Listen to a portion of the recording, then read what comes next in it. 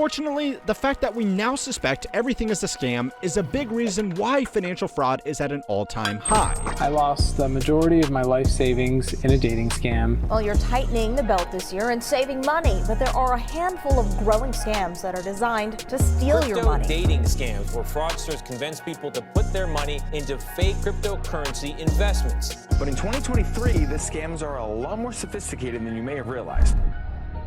Society loves con artists. Don't believe me? Think about this. We are all celebrating Sam Bankman-Fried being convicted of defrauding millions of investors out of billions of dollars. For now. But the same crypto enthusiasts that lost money when FTX collapsed probably at one point or another celebrated the wealth in excess of the Wolf of Wall Street, another convicted fraudster who stole millions of dollars from investors. The future is clear. In 40 years, the insufferable hustle bros will be liking inspirational quotes pasted over the top of SBF. Okay, that might be funny to think about, but it happens all the time. The reporter Aaron Griffith with the New York Times wrote about the hundreds of fake companies with fake business plans and fake users being created to attract venture capital investment. Firms like Sequoia, Andreessen Horowitz, and Excel had so much money that they couldn't invest into new ideas fast enough. This started to encourage hopeful founders to fudge their numbers a bit to get a life-changing investment. There were companies that used that money and did build out a real business, but there were other companies that had to keep on lying as more and more investors piled in. If you were a company founder trying to be completely honest about your business, you would have found it much harder to get an audience with these investors to pitch your idea because you were competing with other founders who weren't afraid to stretch the truth or flat out lie to tell investors what they wanted to hear.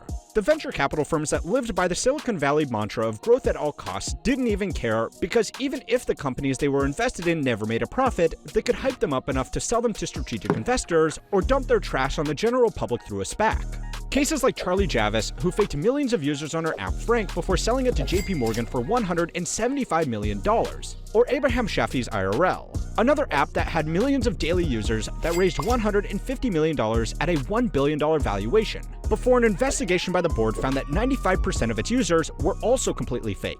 From just these two fake apps, that is a total of $325 million that could have been invested in real startups. But there are 5 reasons why fraud beats honesty almost every time. The first reason that fraud has done so well, even though people are more aware of it than ever, is because nobody bothers checking anymore. While good, honest companies and people are held down with honesty and regulations, scammers and fraudsters can just lie about how great their business is. The reason that they can get away with this for so long today is because fewer people are checking.